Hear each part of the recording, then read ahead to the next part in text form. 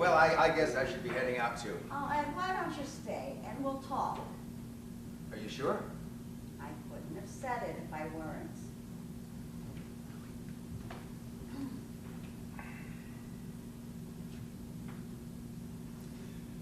So, how are you?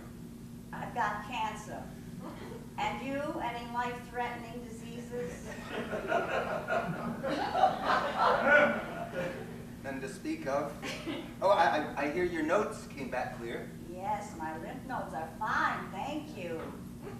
How's your pancreas? Excuse me? Well, it seems you know all about my inner workings. I thought it would be rude not to ask after something of yours. Look, is there any possibility you might actually fill me in on some of your latest health news? Oh, is that what you wanted? Okay, let's see.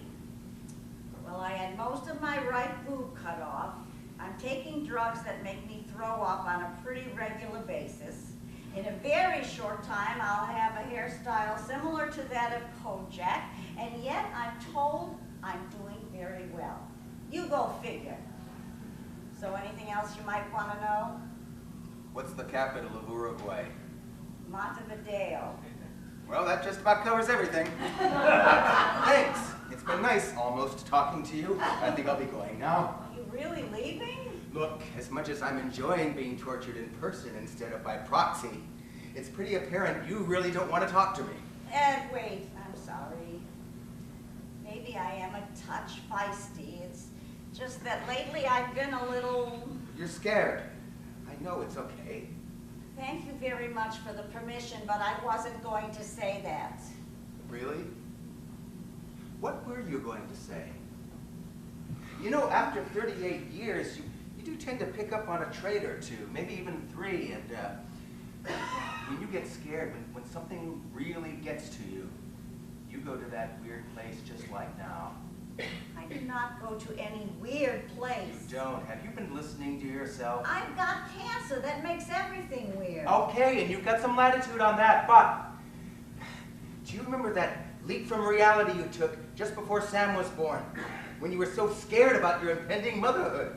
Another bad example. I was pregnant. I wasn't weird or scared. You were all 3. And you might also remember that you kicked me out of here for no good reason. Oh, please. It was one night, and it wasn't for no good reason. I had a very good reason. What? I ate some chicken. Ah, so you finally admit it. What?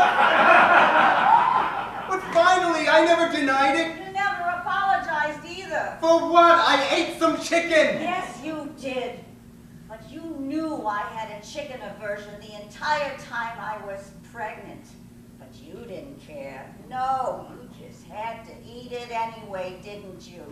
Once, down in the basement, behind the boxes of winter clothing, and next to the sump pump. You weren't even supposed to be home that night. But I came home, didn't I? And the minute I walked in, I knew there was chicken there somewhere.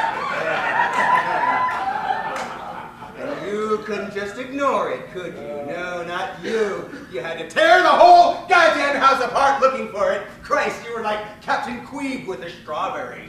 Yes, but I was right. It was there, and I found it. Yes, you did.